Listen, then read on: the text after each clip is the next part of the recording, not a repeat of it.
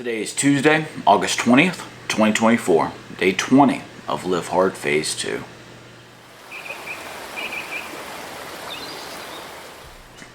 I'm not sure if you can hear it, but my wife is actually blow drying her hair right now. So yeah, if you hear that, I apologize. If not, I guess I should apologize to my wife for busting her out like that. I'm not sure. Anyway, today is a win. I've successfully completed all 5 of my critical tasks for Phase 2, in addition to all 5 items on my power list. So I weighed in this morning at 223.5 pounds, and I took my progress picture first thing. So that was my first task. I drank a gallon of water, first quart at 1:46 this afternoon, second quart at 5:06. I was late on it today. Third quart at 6:36 p.m. and then the fourth quart at 9:23.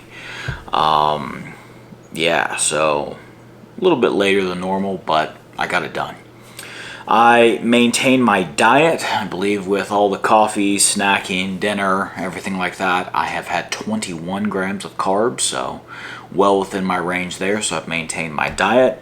I've done 2 45-minute workouts, both of them outside. The first one was a ruck with my pack at 9:02 this morning, and the second one was at 5:15 with the interval training, running, arms, 140 push-ups total. So yeah, that's done. And I read at least 10 pages in my book. I read chapter 10 of Start Your Own Corporation. That was pages 123 to 141. And chapter 10 was very valuable, had a lot of good insight in there. It is called The Importance of Corporate Formality. So here's a few things that I highlighted. By abusing or ignoring these formalities, you can lose corporate protection and become personally liable for your business's debts and claims. This is called piercing the corporate veil, which is why I want to read Garrett Sutton's other book, or one of his other books, Fail Not Fail. So yeah. To avoid your corporation or LLC ever being pierced, you need to develop a mindset of separateness. This is something I've already started doing, even though I'm a sole proprietor. I have a separate personal checking and savings account. I have different accounts just on my computer, like different profiles and everything to handle personal and business stuff. So I keep all of that separate as much as I possibly can. So I get this, and it'll become not optional, not a good idea. It'll become vital when I do get a separate account. All right, for my business, however that works.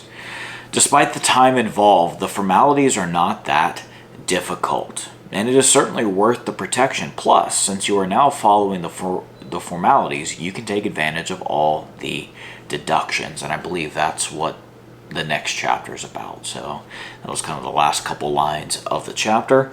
But yeah, good stuff about how to keep track of the minutes and everything like that.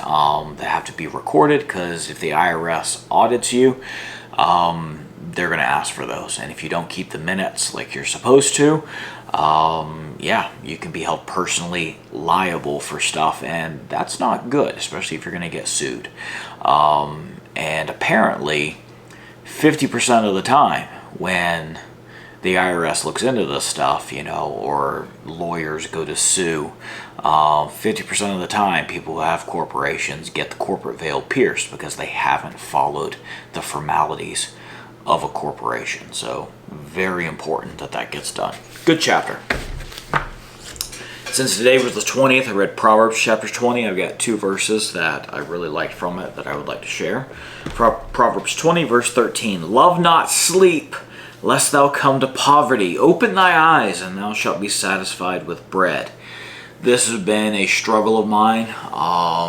As I've shared with you previously, I have always enjoyed good sleep. I've slept a long time. Took good naps as a kid. Yeah. But it's something that I am trying to work on, because I do not want to come to poverty. I don't think of myself as a lazy person, but getting up early, that is a huge struggle for me. And not just feeling awake, I mean getting out of bed. All right, That is extraordinarily difficult for me. I know I slept in later than I wanted to today. I think I got up around 7.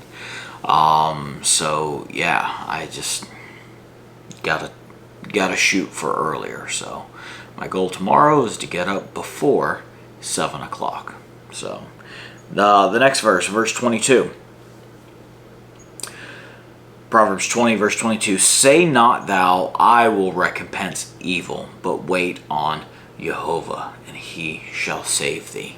This is the whole vengeance is mine, saith Jehovah. He will repay, not us. All right. In society, when we see things going on, we should have a righteous anger for sin that's out there. But Scripture tells us, be ye angry and sin not.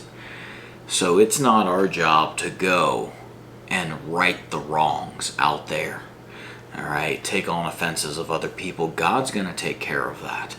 And so I have found myself just of late, looking at all the things going on in society, the corruption, it really angers me.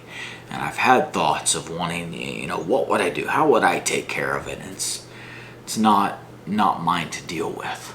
God's going to take care of that. I need to be faithful in what I'm called to do. That's my job. All right. So those are the 2 verses.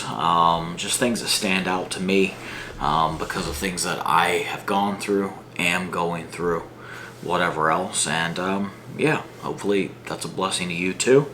The after action report, I'd like to sustain my consistency. Just getting the stuff done, getting the 5 things on my power list done also. So yeah. And then improve, of course, I already mentioned it, my wake up time. Last 3 checks on the page, no alcohol, check. No cheating on the diet, check. No excuses, check. Today's a win. We have 10 days to go, so we're 2/3 of the way done. Thank you so much for joining me for these daily check-ins. I pray they're a blessing to you. Bye.